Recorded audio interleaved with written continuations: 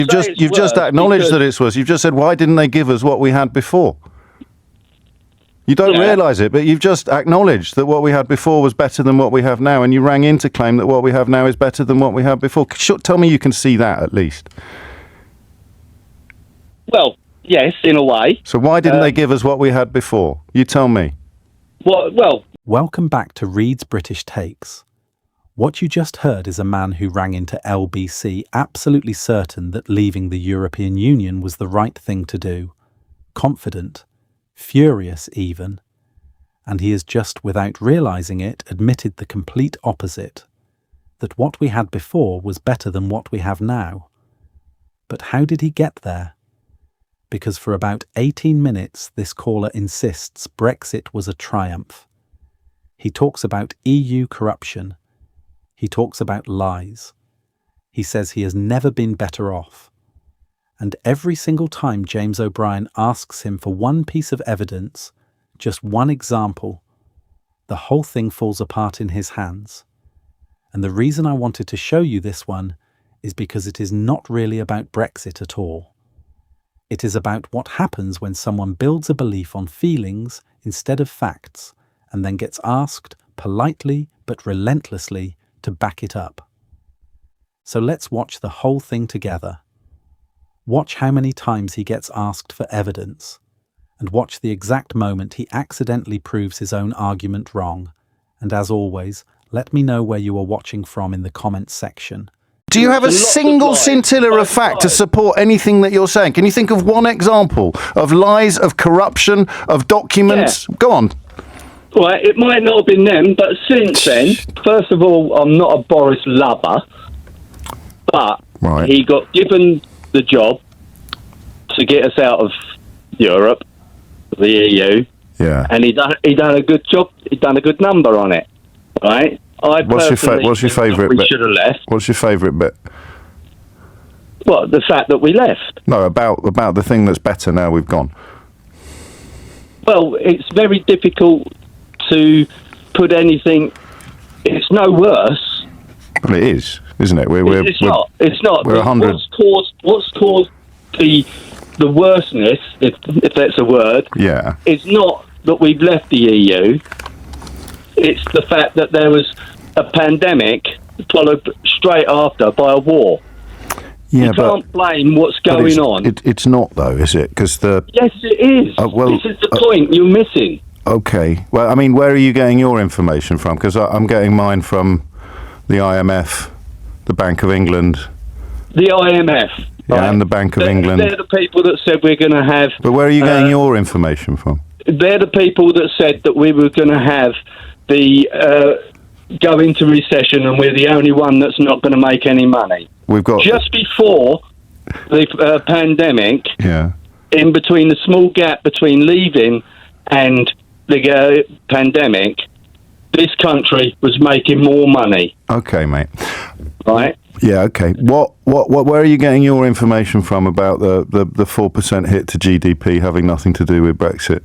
You heard the governor of the Bank of England yesterday. And LBC, to be honest. Pardon? LBC. I listen to you and I listen to what they say. What they're saying well, you haven't heard me say that. What they're saying is, right, that the 4%, drop is based on Liz Trust. No, they're not saying that. That's what it's from. That's the period that they're taking their analysts from. It's over the last 3 years. Well, she was only Prime Minister for 10 minutes last year, mate. So out of them last 3 years, what have we had? So it's 100. Is it 100 million or 100 billion a year? It must be 100 billion. Tell me what we've actually had. We've had pandemic. We've had war. Yes, I know, mate. But there's literally nobody who thinks Brexit's had nothing to do with our decline, because all the other countries have had pandemic and war. Brexit, only Remainers. No, Andy. Just have a little think about this. We're doing worse than all the other countries that had the pandemic and the war as well. What, before or after? Before or after what, Andy? Well, I don't know. You're asking the question. Yeah, okay, let me try again. The things you're blaming for our problems happen to all the other countries that we're being compared to and we're still bottom. Right. So the immediate problem that we had, and I didn't agree with Miss Truss being leader of the party. Don't make me remind you that we're looking at 3 years of economic damage. That's not because of Liz Truss. Over 2 of them years, right? We was everyone in the world was struggling, right? But just prior to that, we was one of the best at but why do you keep saying that again, Adelsey? Where are you getting that information from? You think that in 2018 we were going great guns economically? Yeah. Okay, where are you getting that information from? The same place that you get yours, media. No, but you're not. Else. You're not though, because that's not an opinion, is it? That's counting, and no one has provided figures to back up that. Let's pretend you're right, okay? Let's pretend that the British economy was the best, doing brilliantly between 2016 and 2018. We hadn't left the European Union then, of course. But today... No, just after we left the EU. Yeah, but we didn't leave. Officially left but we the didn't EU. leave, did we? That was 3 years ago. And look at the corruption... Right, that was coming out of the EU when we was trying to leave. Lie after lie after lie. Refusal to give us all the facts about what was going on. And what's your best example of that, Andy? Well, the fact that when we signed up for the common market... Hang on a minute. Carry on. For us to join, right, we agreed, wrongly in my opinion, to pay 16% on top of anything that we buy. Yeah. Right. So what was the lie what were the lies they were telling us in 2016, 2017? They wasn't coming across with when we asked for. But you just said all the corruption. They refused to give it. Yeah, you just said all the. Listen, Andy, I'm going to keep you on until. Yeah, you just said all the corruption. You just said all the corruption and lies, and I just want an answer to an example of what you're talking about. Well, they lied about what was happening. Go on. Well, everything that the EU was doing. Yeah, go on. What? I mean, they lied about the vaccine that we gave them. But that was long after Brexit, Andy. But it doesn't matter. Well, they lied. If you say, to lie. I don't know what you're talking about, and I mean that politely. But if you say, and then there was all the corruption and lies that came out just before we left, you have to. You're not telling me that the EU, the unelected dictatorship of the EU, didn't lie. All right, but I can say that they didn't if you can't give me an example of them doing it. So go on, have another go. Off the top of my head, right, because I've just done a long drive. Okay. And I didn't expect to be on here. Did we ring you? Did we take you by surprise? We've got to start. Hang on a minute. You've got to stop ringing people unexpectedly. All right. Poor fella's just had a long drive. Yeah. What's he going to do if LBC are on the phone and they put him live on the radio and he's got to actually explain? Sorry, mate. I had no idea that we took you by surprise this morning. But crack on. That's all right. Yeah. I mean. You take the vaccine. No. You just said off the top of my head examples of the corruption and lies they were telling us in 2015. Well, they didn't come across with the answers. Corruption and lies, please. Not so much they didn't lie. Well, you just said they did. Hang on. Right, I'm getting a little bit... Right. It wasn't so much that they lied. Right. No, it was the corruption. They didn't give us the information that we requested about figures, about this, that and the other. What information is that then? Any information that we asked for, they refused to give us. When did they do that then? When we was campaigning to leave. What information do you think that you're talking about? All the finances and what they're taking and that. Who on earth told you that we didn't have? Who told you? Who told you that we didn't have access? We were in it. We were part of it. When you say they, you mean we. Who told you that we couldn't access the information that you don't know the name of? Documents and that they refused to. Who told you this? Who told you this? It was on the news. What documents? Off the top of your head. Certain documents. Yeah, what documents? I can't remember which documents they were. Do you have a single scintilla? Do you have a single scintilla of fact to support anything that you're saying? Can you think of one example of lies, of corruption, of documents? Go on. Right, it might not have been them, but since then... No, before. No, this is what we were dealing with. Yeah, People go on, that before, lie Andy. about the vaccine. What was the lie about the vaccine, Andy? They said that it killed people. Who said that? The European? Are you talking about the European Union now? Later on, they just wanted to discredit us. Okay, let's go back to the central question. Why do you think Boris Johnson thinks being in the European Union is a great idea? Because that's what he was asked to do, told to do. I told you I'm not a lover of Boris. No, but why is he telling Ukraine to join? He told you to leave, but he's telling Ukraine to join. Why is that then? I didn't rely on what he said. It's what I see. Yeah, I know. Right? And I see that this country is far better. The trouble with this country is we've got too many people that are making decisions that do not really want us to leave. There's so many. You can take the Chancellor at the moment. He's a Remainer. Yeah. What decisions do you think he should have taken? I didn't say he'd made any wrong ones at the moment. You did. You said the problem with this country is we've got too many people taking decisions who didn't want us to leave. I've just reminded you what you literally said 47 seconds ago. So what decisions has he taken that are evidence of the fact that he doesn't really want to leave? Well, he hasn't done anything, has he? What should he have done? Well, I'm not in charge of the Treasury. Well, why do you keep saying things about people on subjects that you have absolutely... Let me be polite. You don't know what you're talking about, do you? I do. Go on, then. I know what I want. What do you want? What do you want? What do you want? I want to continue to not be in the EU. Why? Why? Because I think they're a corrupt organisation. Give me some evidence of that. I'll give you evidence that. Go on. The evidence is what you see. Yeah, go on. What can you see? Where's our car industry? What?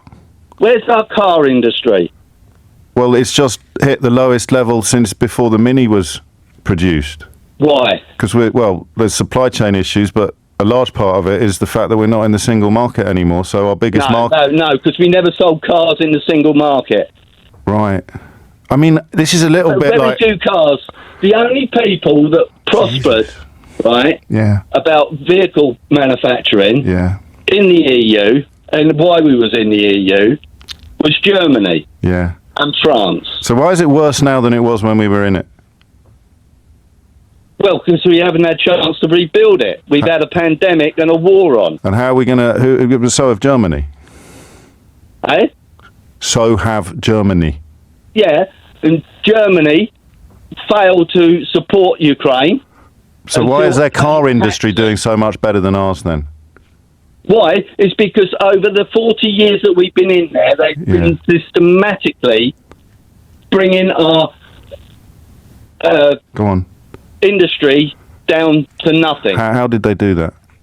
By selling off the assets that we've got in this country, like car. Why don't we... So Germany sold off... How did Germany sell off British assets? Just have to dump that because you swore. I'm just going to take you back. So how did Germany sell off things that were owned by Britain? Well, they bought the Mini. Well, then that is then owned by the Germans, Germany. Isn't it? Yeah. I don't think this is going very well, and I don't think you and I are ever going to meet. Can you just... because you're such a staunch...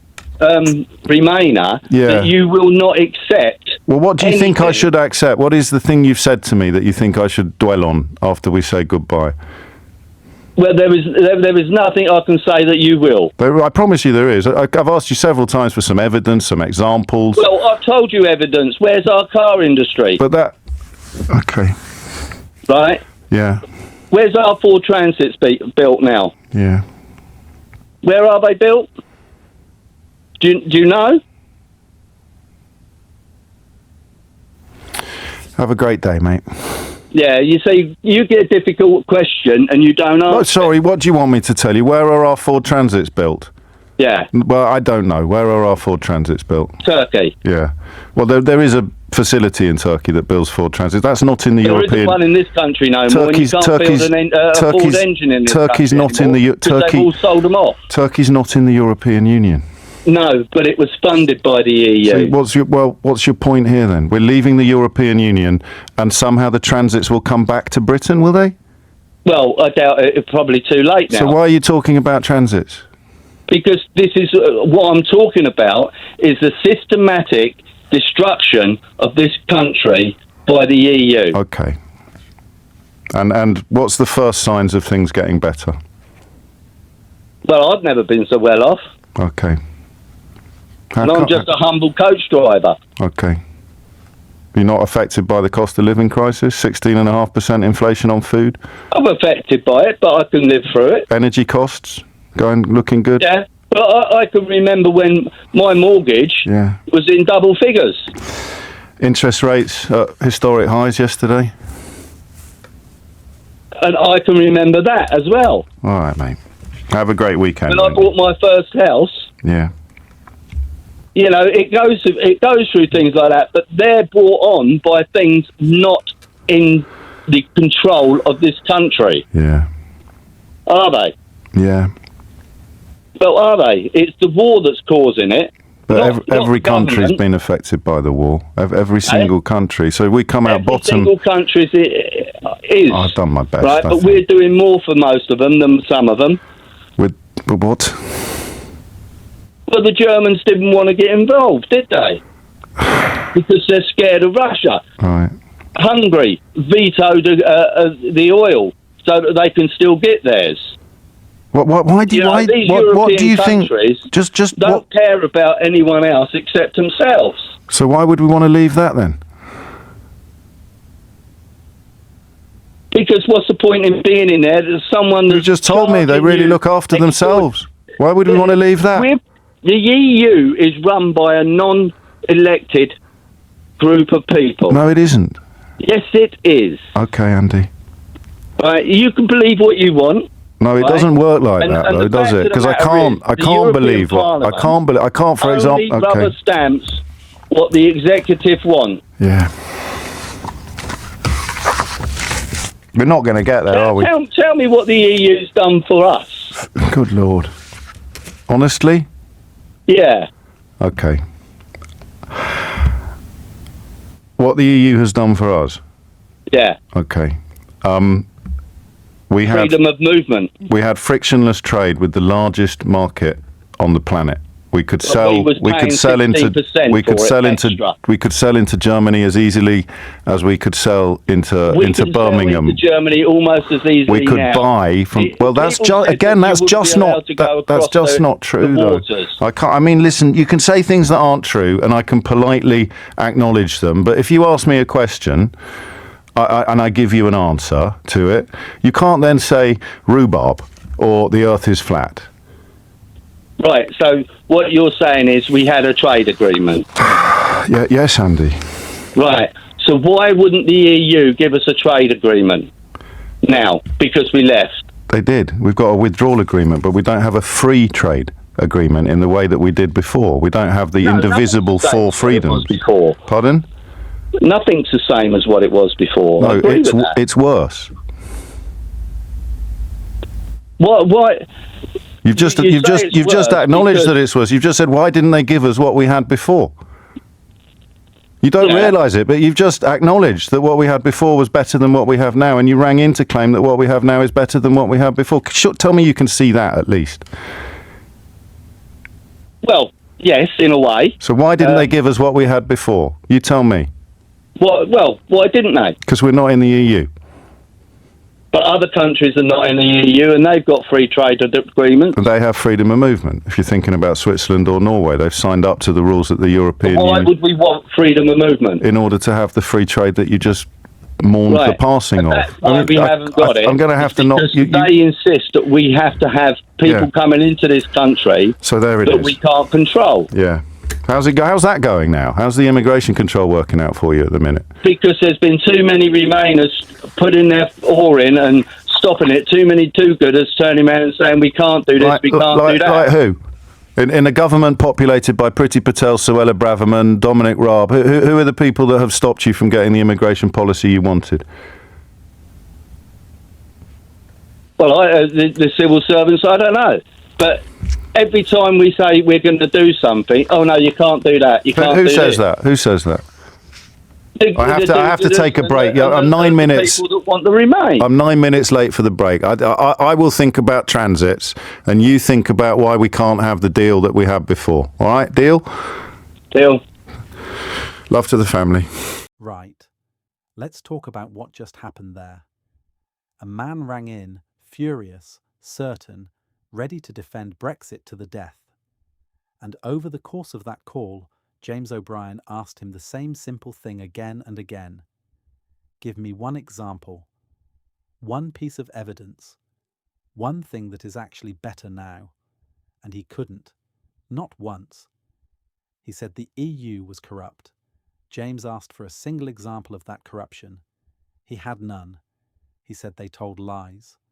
James asked what the lies were. He couldn't name one, and the closest he got was something about a vaccine dispute that happened years after we'd already left. He said our car industry was destroyed by the EU, but when asked why Germany's car industry is doing better than ours, he had no answer for that either. And then came the moment, the one I showed you at the start. After insisting for the best part of 20 minutes that things are better now, he was walked step by step into admitting that the deal we had before, the frictionless trade, the access to the largest market on the planet, was better than what replaced it. Yes, he said, in a way. He rang in to argue one thing and ended up proving the exact opposite, and he didn't even notice he'd done it. Now here is why this matters and why it is not really about Brexit. Because this man is not stupid. He is not a fool. He clearly cares deeply about his country. But somewhere along the line, he stopped basing his beliefs on evidence and started basing them on feeling, on instinct, on who he trusts and who he doesn't. And once you do that, no fact can reach you. You can be shown the figures from the Bank of England, the IMF, the data sitting right in front of you, and you will simply say, that's not true, and carry on. That is the real story here. Not one man on the radio, but millions of people on every side of every argument who have quietly decided that how they feel about something matters more than whether it is actually true. And there is an entire industry in our politics and our media that profits enormously from keeping them feeling that way. The most revealing thing in that whole call wasn't an argument. It was the moment he accidentally told the truth and didn't even hear himself do it. So tell me what you think.